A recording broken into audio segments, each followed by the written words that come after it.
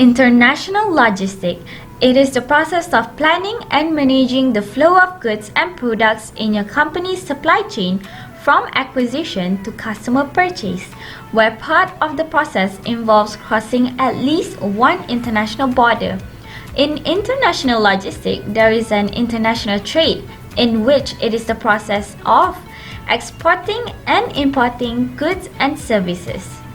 Import means buying goods and services from foreign sources and bringing them back into the home country, while export means selling the goods and services to the foreign country that are sourced or made in the home country. Transport and distribution have an important role in international trade. People often use four modes of transportation in order to succeed in exporting and importing goods. It is necessary for companies to choose the right method of transport to ensure their packages to be efficient and cost-effective. Road, sea, rail, and air are four ways of import and export. The first transport is air transport. People use air transport like cargo planes in international trade mainly because they can transport perishable goods like dairy products and meat, as it delivers goods faster than maritime transport. It also has high levels of security for sensitive. Second transport is maritime transport. Most people would use maritime transport as it has the possibility to ship large volumes at low cost. Moreover, shipping containers in which they are sent by large ships can be used for further transportation by road and rail. Next, the third transport is road transport.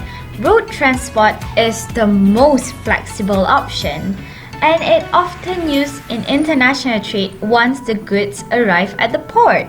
Road transport also provides a door-to-door service in which it can increase the consumer's satisfaction. Lastly is the rail transport. Rail transport is definitely an environmentally friendly transport, as the greenhouse effect of gas emissions per kilometer on railway transport is 80% less than cars. Moreover, rail transport is also suitable for bulky goods as it can carry those goods in containers at one time. International trade requires a transport chain. It is a series of logistical activities that organize modes and terminals and test the continuity along the supply chain through a set of stages. The first stage in the transport chain is composition, where loads are assembled at the origin, often on pallets or containers.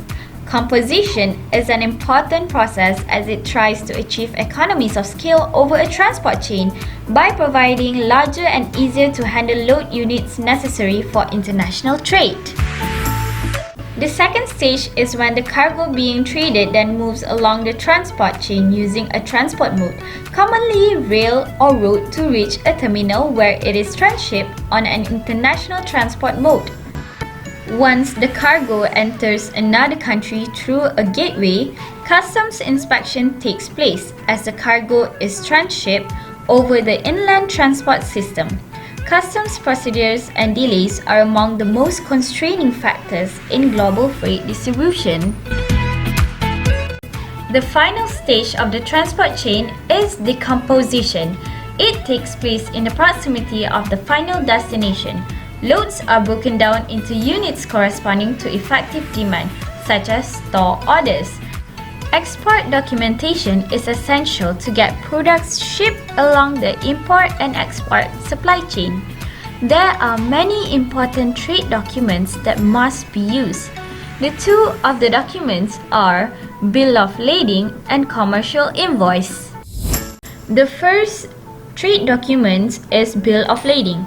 It is the most important shipping document involved in the import and export process. The owner of the cargo, or also known as the holder of the bill of lading, has the legal rights to claim the goods or arrange transfer ownership of the cargo to another party in the supply chain.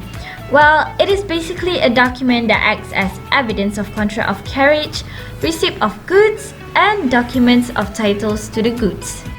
The second document is Commercial Invoice. The buyer, or also known as importer, will use this invoice and other shipping documents to get the products cleared through customs in the country of import. In doing so, this provides all important information and instructions for buyers, freight forwarders, customs, agents, and banks. If the importers want to use the invoice, the importers need to fill the description of goods as specific as possible, and they need to give the reason for the export. So that's all for now. I hope you learned something from this video. Thank you.